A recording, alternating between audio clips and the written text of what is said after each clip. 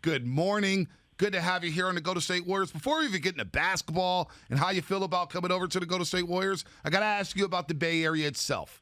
When you saw the pricing of all the housing and the renting out here in the Bay Area, did you have second thoughts to say, man, maybe I made a mistake here going to the Bay? No, it is kind of expensive living out in the Bay, but it's a beautiful city, beautiful structure, beautiful weather. There's nothing less than beautiful here, so I could expect that. What put the Warriors on your radar this offseason? The culture. I mean, winning culture with Steph, Clay, and Draymond as the main pieces. The way they play, the way they hold each other accountable. I mean, it's hard to turn away from that. So we talk a lot as, people that are around the team, like, the Steph Curry factor. It's obviously well documented. Them going to the Hamptons to recruit Kevin Durant. Who was part of the recruiting pitch? Did Bob Myers come to you first? Did you hear from Steph? Did you hear from Draymond? Is this something that you kind of been, talking to these guys about beforehand? How does this come about? Yeah, I mean, pretty much day before, been on my radar, but I talked to Coach Kerr. I talked to some of the guys that are in the front office that played at Golden State, Sean Livingston. I talked to Draymond when he was in Tokyo. So that's big bro. So you say big bro. You were part of a game later in the 2017 season, 2017-18 season, when you were a member of the Wizards, and you actually scored 29 in this game. I was watching the highlights last night, where Draymond and Bradley Beal got into it at the end of the half. Back then, when you're calling Draymond Green big bro now, what were you calling him back then after that little scuffle? No, I mean, it's always a respect factor, when you're in the league, So, obviously they got into it. But they're super competitive. Right. At the end of the day, we all want to win. But it's a respect thing, But, yeah, he's always been a veteran, that you look up to in the league, He's at that level where you want to be. Yeah, he's kind of like a lot of people that I used to play with. You love him when he's on your team, and it's kind of annoying when he's not. We get that. Yeah. Let me ask you about Klay Thompson, because Bob Myers, the GM, had intimated last year that, free agents wanted to come to the Warriors, but, we don't know what's going on with Klay Thompson. And did that kind of give you any kind of reservation in terms of his return to health, or were you just going to come to the Warriors because that was the best fit for you? I think because it was the best fit for me. Clay's been experiencing injuries. I've been experiencing that. We were going to continue to work. And once we get healthy, we're going to be right back where we left off. So I have nothing bad to say about that. I mean, I wanted to come here, even if he was still hurt, I still wanted to come and be a part of a family and be a part of an organization that take care of the players and want them to get better and put them in the best position possible to succeed. Otto Porter Jr. here on the Morning Roast with Bonta and Butcher on 95.7 The Game, the newest member of the Golden State Warriors. And Otto, we had Casey Johnson on from NBC Chicago a couple of weeks ago to talk about your fit with the Golden State Warriors, and he says, if you're healthy, this is a home run fit. This is a home run, I guess, as they say in the business world, a home run hire with the Golden State Warriors. So where are you at health-wise? Because as you just mentioned here, you've dealt with the injuries over the last couple years. Where are you at physically? Right now, physically, I'm really good. I'm in a great spot. Body's feeling really good. Mentally feeling really good. Ready to get here and get to work. Continue to get with the trainers and the doctors and things to get a plan for this year for my body and overall health. And right now we got a plan, and we're going to get started very soon. You mentioned Klay's injury, and you mentioned how the Warriors play from afar and how they always, 5 straight finals appearances. What was the talk around the league when you're a Wizard? Yeah. And you're playing, because you guys had some really good battles with the Golden State Warriors. What was the chatter about? Was there just Was there jealousy? Was there just envious? Were you envious of what they were doing out here with the Golden State with Steph Curry and Kevin Durant and Draymond and Clay? No, it was none of that. It was more motivation, because to be the best, you got to take out the best. So it was more of a motivation factor towards everybody else. That was the team that you targeted and wanted to beat. So you always brought your A game when you played against them. All right, let's have some fun here. All right, forget the basketball talk. I want to know about Otto Porter, the person. Like, for real. So you grew up in St. Louis, huh? Outside of St. Louis, south of St. Louis, but I have a lot of family. I'm actually a really country boy, to be exact. I didn't grow up in the city. Oh, sorry, like country grammar? So is like Nelly the top artist ever from St. Louis? He's one of them, yes, absolutely, no question. Were you bumping Nelly? Seriously? Yeah, come on, man. Were you rocking a Band-Aid under the eye, Otto? Oh, for sure. When I was with the headbands, jerseys, all that. Hey, I got to admit, those. You gotta have the forces. You got to have the forces. Yes, Yeah, Air no Force doubt. Ones, Murphy Lee, the whole squad. Tough not to scuff the forces, Otto. No, you can't. You can't mess them up. All right, so what's on your iPod right now, or your playlist, or whatever? Like, what are you bumping right now? What are you into music wise? Because B over here, he's being quiet. He's on the pre and post game show on television, so he's hoping that like you and him can build some rapport, so you could be one of his go-to guys after a big Warrior win. So we got to know a little something about you. What are you into right now? Who's the guys on your playlist? The guys on my playlist right now, my favorite artist, J. Cole, so I'm still bumping his album right now. I respect that. Got vibes with him. Drake, obviously Drake. I like old Lil Wayne. I still bump that. Oh, yes. Old Lil Wayne. I'm glad you said old Lil Wayne.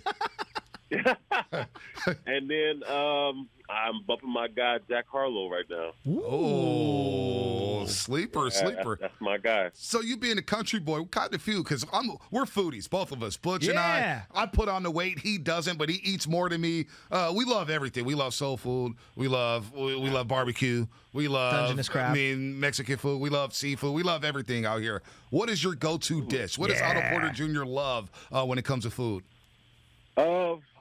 My go-to dish right now that I have a knack for is Creole, actually. A little Creole action. I like that. A little blackened catfish? Little catfish? Yeah. Catfish and some shrimp. Going gumbo? Little gumbo action. Nice. What's up with the PS5, Xbox? What are we rocking these days? Because Madden's coming out in a week, and I'm ready to take people out on that Madden PS5. My little brother is the Xbox, so I'm going to go Xbox guy. Are you going Xbox? I never went with the Xbox. Yeah, I was always a neither. PlayStation guy, Younger man. generation. You know what? Growing up, I was always PlayStation. 1, 2, 3, always PlayStation. But my brother convinced me to go to Xbox. Wow. So how's the family feeling right now with you playing with Stephen Curry, Draymond, and Clay? You know about the banners, the 5 straight finals appearances. When you signed with the Golden State Warriors, what did your family say? Were they excited? Were they jacked up? What did they say to you when you signed with the Warriors? Yeah, they're super excited. It's a great opportunity for me. They never imagined it in 100 years I'd be playing with those guys. But like I said, I'm excited to be a part of the team. I'm excited to get to work. The offense that the Warriors run is kind of specific to what they like to do with the ball movement and the read and the react stuff. How do you think that fits in for you? Because I know not a lot of places does this situation, or not a lot of players does this situation really fit their style. But I feel like your style is really going to fit this particular system. Yeah. I mean, I kind of grew up playing like that, always moving without the ball. As a young kid, I kind of was taught to play like that. Got to school, got to Georgetown, and, playing the Princeton office. Oh, yeah. You kind of learn how to react, and cut off the ball and stuff. So, I'm very versatile. I can play that style any day. So. So did you watch that last dance doc with Steve Kerr punching Michael Jordan? That had to shock people around the league who maybe didn't know that story. That guy punched Michael Jordan in the face, and now he's your coach? Yeah, that's a respect right there. Not everybody is bold enough to do that. Hey, tell us about you grabbing 35 rebounds in a high school game. Now, did that team shoot 10% that day, or were you just snagging rebound after rebound? How many offensive, how many defensive rebounds? That's insane. I don't care if it's CYO, YMCA. 35 rebounds in a game? Come on. Yeah, let's just say both teams were missing a lot that day. That's incredible. Let me ask you this. As a top pick, a former top pick, number 3 overall, what advice would you give to guys like James Wiseman, Jonathan Kuminga, and Moses Moody? Main advice I'll probably give is, be a sponge. That's the biggest thing. Be a sponge. Always continue to learn and ask questions to the older guys. They've been around. Just continue to get as much info as possible. That's the advice I would give. That advice was given to me when I was a young pup coming up, and I'm going to pass that on to the younger guys. Man, I'm loving all that. I mean, it's when you are one of the top picks in the draft and things aren't really kind of going well for you at your first off. I mean, can you impart some of the ways to navigate social media and just some of the noise that's out there? Because it feels like this poor kid Wiseman, he's involved in every trade rumor and what he's not doing, and everyone's tagging him on every single platform. Yeah. Is that something that you're going to be able to have a conversation with some of these young guys about? Absolutely, because I've dealt with that too, coming up.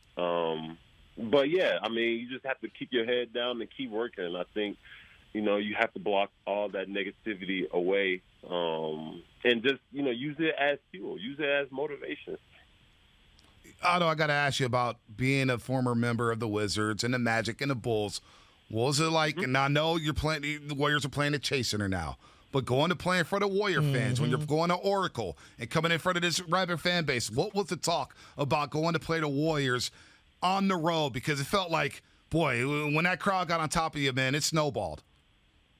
Oh, absolutely. Playing in the old arena, going to the Oracle, that's probably the loudest place I ever played, and